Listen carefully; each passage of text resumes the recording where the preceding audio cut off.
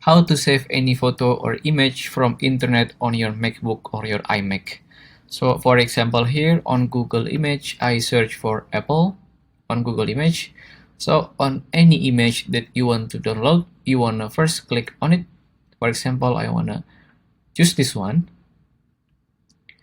And then on the preview of the image that you just click, you want to right click on your mouse, or to do it on your trackpad, you want to use your two finger and tap on the trackpad at the same times.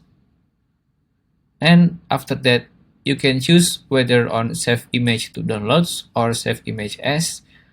If you choose save image to downloads, it will right away go to your Mac. Or if you choose save image as, you can customize your image. For example, I wanna save it as JPG.